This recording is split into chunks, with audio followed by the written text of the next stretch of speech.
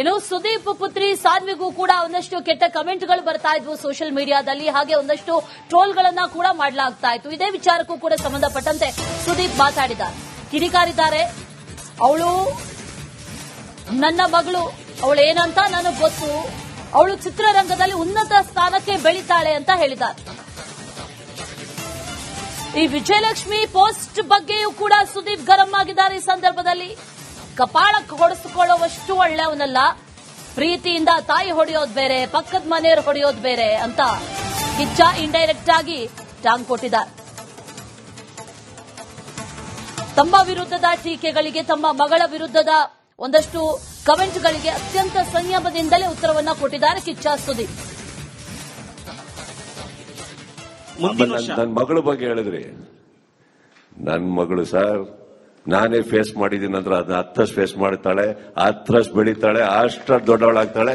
ಒಂದೊಂದು ಸತ್ಯ ಸರ್, ನನ್ಕಿನ್ನ 10 ದೊಡ್ಡ ಒಳ್ಳೆ ಕೈ ಮನ್ಸಿದೆ, ಅಷ್ಟೇ ಕೈ ಹಿಡಿತಾಳೆ, ಎಲ್ಲ ಮಾಡ್ತಾಳೆ ಅಂತ ಹೇಳ್ತಾ. ಇದಕ್ಕಿಂತ ಹೆಚ್ಚಾಗಿ ನನ್ನ ಮಗಳನ್ನ ಸ್ವೀಕರಿಸಿದಂತ, ಆ ಹಾಡನ್ನ ಮೆಚ್ಚಿದಂತ ನನ್ನ ಚಿತ್ರರಂಗದಲ್ಲಿ ಎಷ್ಟೋ ಮಿತ್ರರಿದ್ದಾರೆ, ನನ್ನ ಅಭಿಮಾನಿಗಳಿದ್ದಾರೆ, ನನ್ನ ಸ್ನೇಹಿತರಿದ್ದಾರೆ. ಯಾಕೆ ಸರ್ ನಿಮ್ಮಲ್ಲೇ ಎಷ್ಟೋ ಜನ ಪ್ರೀತಿ ಮಾಡಿದಾರೆ ವಾಯ್ಸ್ ನನ್ನ ಮೇಲೆ. ಖುಷಿಯಲ್ಲಿ ನಾನೇನೋ ಹೇಳೋದು, ಅದು ಇನ್ನೆಲ್ಲೋ ಹೋಗೋದು, Q&A ಬಂದ್ಬಿಡ್ತೀನಿ ಸ್ಟ್ರೇಟ್ ಅವೇ.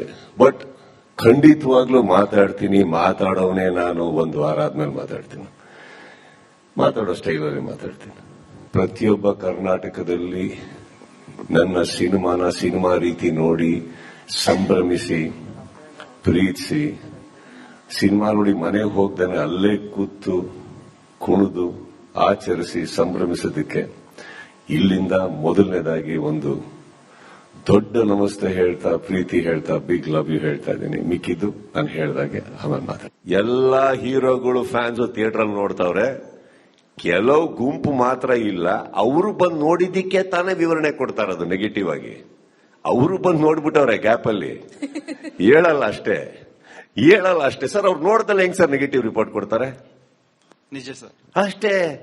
ಹೆಂಗೆ ನಮ್ದು ಅದರಲ್ಲೂ ಕೂಡ 2 ಟಿಕೆಟ್ ಮಧ್ಯೆ ಒಂದು ಗ್ಯಾಪ್ ಇರುತ್ತೆ ಗೊತ್ತಾ? ಗ್ಯಾಪ್ ಅಲ್ಲಿ ನೋಡ್ಬಿಟ್ಟವ್ರೆ ಎಲ್ಲಾರು. ಎಲ್ಲಾ ಹೀರೋಗಳು ಫ್ಯಾನ್ಸ್ ಥಿಯೇಟರ್ ಅಲ್ಲಿ ನೋಡ್ತಾವ್ರೆ, ಕೆಲವು ಗುಂಪು ಮಾತ್ರ ಇಲ್ಲ. ಅವರು ಬಂದು ನೋಡಿದ್ದಕ್ಕೆ ತಾನೇ ವಿವರಣೆ ಕೊಡ್ತಾರದು ನೆಗೆಟಿವ್ ಆಗಿ. ಅವರು ಬಂದು ನೋಡ್ಬಿಟ್ಟವ್ರೆ ಗ್ಯಾಪ್ ಅಲ್ಲಿ, ಹೇಳಲ್ಲ ಅಷ್ಟೇ ಸರ್. ಅವ್ರು ನೋಡ್ದಲ್ಲ ಹೆಂಗ್ ಸರ್ ನೆಗೆಟಿವ್ ರಿಪೋರ್ಟ್ ಕೊಡ್ತಾರೆ? ನಿಜ ಸರ್, ಅಷ್ಟೇ. ಹೆಂಗೆ ನಮ್ದು ಅದರಲ್ಲೂ ಕೂಡ 2 ಟಿಕೆಟ್ ಮಧ್ಯೆ ಒಂದು ಗ್ಯಾಪ್ ಇರುತ್ತೆ ಗೊತ್ತಾ? ಗ್ಯಾಪ್ ಅಲ್ಲಿ ನೋಡ್ಬಿಟ್ಟವ್ರೆಲ್ಲ. ರೈಟ್, ಇದೇ ವಿಚಾರಕ್ಕೆ ಸಂಬಂಧಪಟ್ಟಂತೆ ಡೀಟೇಲ್ಸ್ ಅನ್ನ ಕೊಡ್ತಾ ಹೋಗ್ತಾರೆ ನಮ್ಮ ಪ್ರತಿನಿಧಿ ಪ್ರವೀಣ್. ನೇರ ಸಂಪರ್ಕದಲ್ಲಿ ಜಾಯಿನ್ ಆಗ್ತಾ ಇದ್ದಾರೆ. ಪ್ರವೀಣ್, ಈ ಹಿಂದೆಯೂ ಕೂಡ ಪೈರಸಿ ವಿರುದ್ಧ ಯುದ್ಧಕ್ಕೆ ಸಿದ್ಧ ಅನ್ನುವಂತ ಮಾತನ್ನ ಸುದೀಪ್ ಹೇಳಿದ್ರು. ಈಗಲೂ ಕೂಡ ಸಕ್ಸಸ್ ಮೀಟ್ ಇದು, ಆದ್ರೆ ಮಾರ್ಕ್ ಸಕ್ಸಸ್ ಮೀಟ್ ಗಿಂತ ಹೆಚ್ಚಾಗಿ ಪೈರಸಿ ವಿರುದ್ಧದ ಒಂದು ರೀತಿಯ ವಾರ್ ಮೀಟ್ ತರ ಕಾಣಿಸ್ತಾ ಇದೆ. ಏನೇನು ಹೇಳಿದ್ರು ಸುದೀಪ್ ಈ ಸಂದರ್ಭದಲ್ಲಿ? ಯಾರಿಗೆ ಕೌಂಟರ್ ಕೊಟ್ಟರು? ಡೀಟೇಲ್ಸ್ ಅನ್ನ ಕೊಡೋದಾದ್ರೆ ಪ್ರವೀಣ್.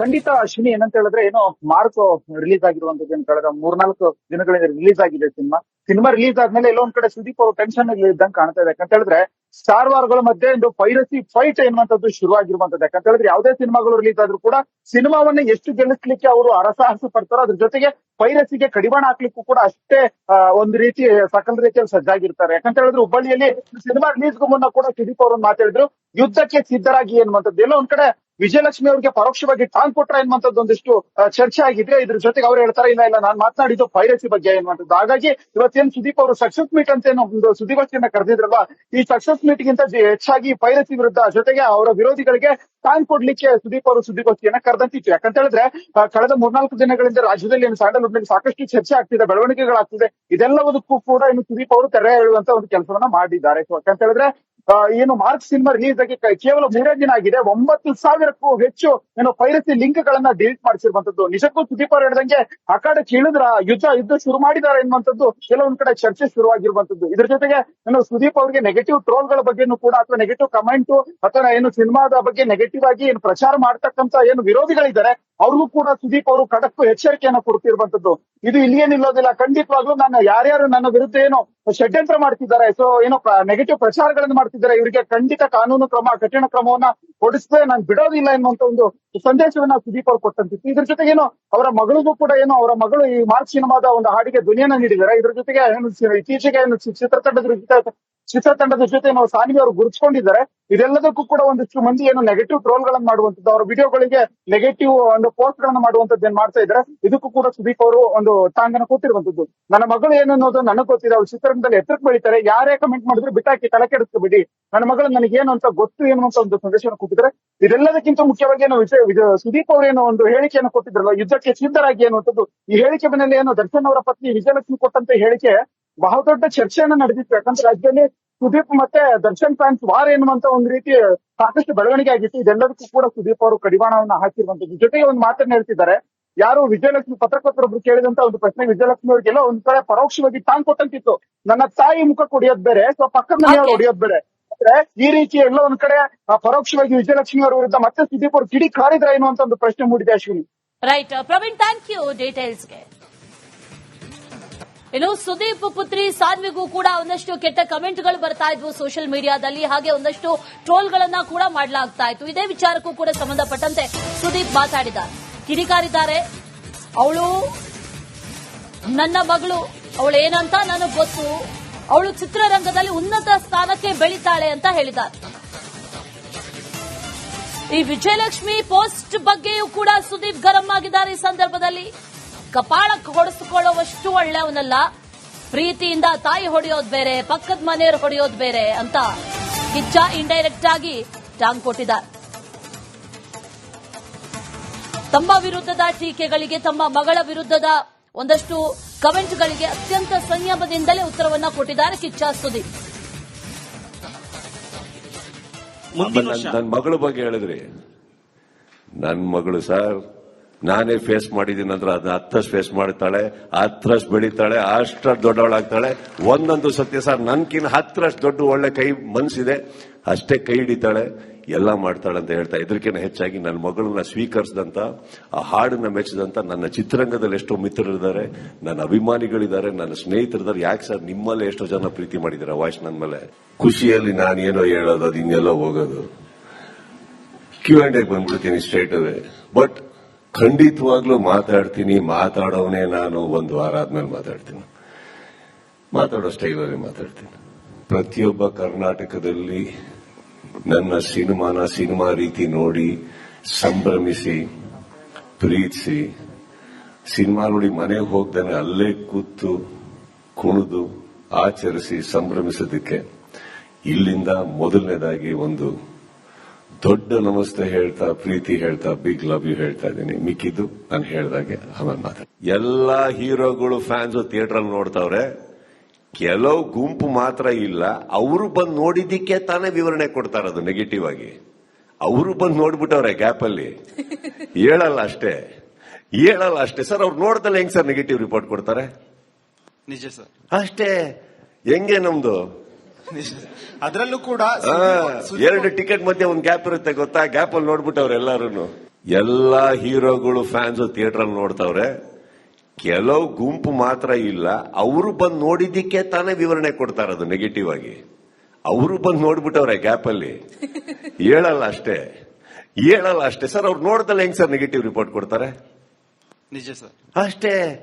ಹೆಂಗೆ ನಮ್ದು ಅದರಲ್ಲೂ ಕೂಡ 2 ಟಿಕೆಟ್ ಮಧ್ಯೆ ಒಂದು ಗ್ಯಾಪ್ ಇರುತ್ತೆ ಗೊತ್ತಾ? ಗ್ಯಾಪ್ ಅಲ್ಲಿ ನೋಡ್ಬಿಟ್ಟವ್ರೆಲ್ಲ. ರೈಟ್, ಇದೇ ವಿಚಾರಕ್ಕೆ ಸಂಬಂಧಪಟ್ಟಂತೆ ಡೀಟೇಲ್ಸ್ ಅನ್ನ ಕೊಡ್ತಾ ಹೋಗ್ತಾರೆ ನಮ್ಮ ಪ್ರತಿನಿಧಿ ಪ್ರವೀಣ್. ನೇರ ಸಂಪರ್ಕದಲ್ಲಿ ಜಾಯಿನ್ ಆಗ್ತಾ ಇದ್ದಾರೆ. ಪ್ರವೀಣ್, ಈ ಹಿಂದೆಯೂ ಕೂಡ ಪೈರಸಿ ವಿರುದ್ಧ ಯುದ್ಧಕ್ಕೆ ಸಿದ್ಧ ಅನ್ನುವಂತ ಮಾತನ್ನ ಸುದೀಪ್ ಹೇಳಿದ್ರು. ಈಗಲೂ ಕೂಡ ಸಕ್ಸಸ್ ಮೀಟ್ ಇದು, ಆದ್ರೆ ಮಾರ್ಕ್ ಸಕ್ಸಸ್ ಮೀಟ್ ಗಿಂತ ಹೆಚ್ಚಾಗಿ ಪೈರಸಿ ವಿರುದ್ಧದ ಒಂದು ರೀತಿಯ ವಾರ್ ಮೀಟ್ ತರ ಕಾಣಿಸ್ತಾ ಇದೆ. ಏನೇನು ಹೇಳಿದ್ರು ಸುದೀಪ್ ಈ ಸಂದರ್ಭದಲ್ಲಿ? ಯಾರಿಗೆ ಕೌಂಟರ್ ಕೊಟ್ಟರು? ಡೀಟೇಲ್ಸ್ ಅನ್ನ ಕೊಡೋದಾದ್ರೆ ಪ್ರವೀಣ್.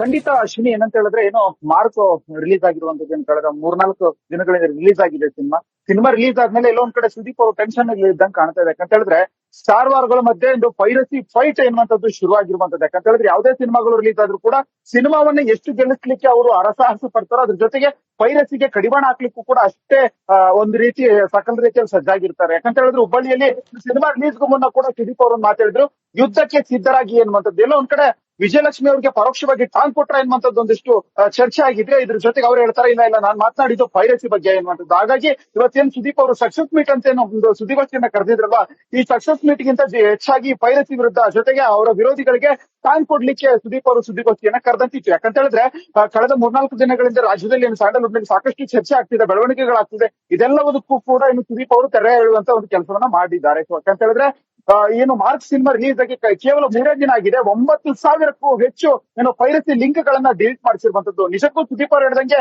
ಅಖಾಡಕ್ಕೆ ಇಳಿದ್ರ ಯುದ್ಧ ಶುರು ಮಾಡಿದ್ದಾರೆ ಎನ್ನುವಂಥದ್ದು ಕೆಲವೊಂದ್ ಕಡೆ ಚರ್ಚೆ ಶುರುವಾಗಿರುವಂತದ್ದು. ಇದ್ರ ಜೊತೆಗೆ ಏನು ಸುದೀಪ್ ಅವರಿಗೆ ನೆಗೆಟಿವ್ ಟ್ರೋಲ್ ಗಳ ಬಗ್ಗೆನೂ ಕೂಡ ಅಥವಾ ನೆಗೆಟಿವ್ ಕಮೆಂಟ್ ಅಥವಾ ಏನು ಸಿನಿಮಾದ ಬಗ್ಗೆ ನೆಗೆಟಿವ್ ಆಗಿ ಏನು ಪ್ರಚಾರ ಮಾಡ್ತಕ್ಕಂತ ಏನು ವಿರೋಧಿಗಳಿದ್ದಾರೆ ಅವ್ರಿಗೂ ಕೂಡ ಸುದೀಪ್ ಅವರು ಖಡಕ್ ಎಚ್ಚರಿಕೆಯನ್ನ ಕೊಡ್ತಿರುವಂತದ್ದು.